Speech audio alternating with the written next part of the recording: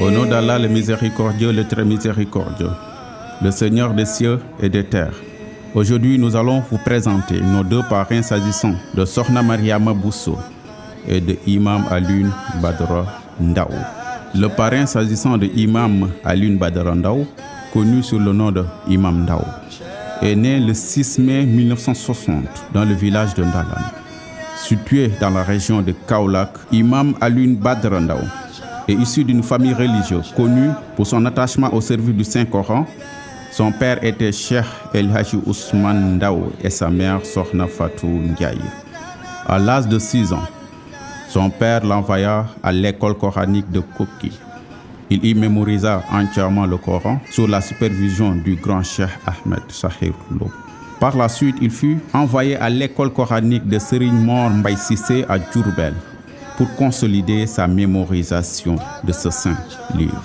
Revenu dans son village natal, il entama une longue parcours de plusieurs années à travers diverses localités savantes telles que Gouimak, Karbakri, Assaloum, etc., etc., pour y apprendre les sciences religieuses et linguistiques.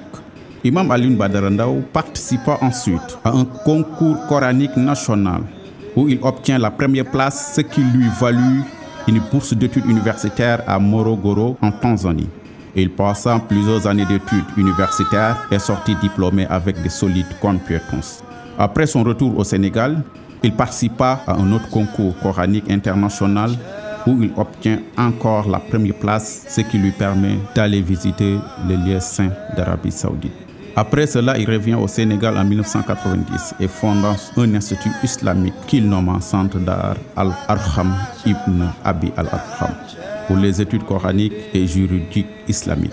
Il y enseigna jusqu'à son arrestation le 27 octobre 2015. En octobre 2015, Imam Alioune Badara Ndao est arrêté à son domicile à Ngane Alsan dans la commune de Kaolack. Il était poursuivi pour 3 chefs d'inculpation.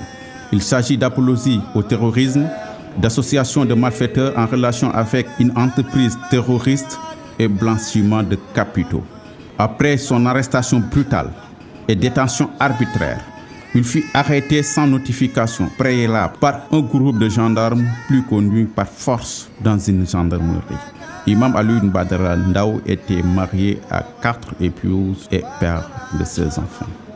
Durant 32 mois qu'il passa en détention, Imam Alioune Badara Ndao était victime de nombreuses violations de ses droits humains. Il fut enfermé dans une pièce sombre, sans lumière du jour, ni distinguant ni jour ni nuit, et puis enfermé dans plusieurs prisons dans ce pays. Il fut enfermé d'abord à la prison de Saint-Louis à Ndar, dans une cellule surpeuplée contenant plus de 40 détenus. Par la suite, il fut isolé, empêché de prier en groupe, exposé à des odeurs nauséabondes et subissait des insultes. Puis il est transféré à Dakar, dans une cellule surchauffée à la prison de Cap Manuel, et il fut placé dans une cellule extrêmement chaude, isolé, marginalisé et traité avec humiliation. Imam a subi une campagne de diffamation publique.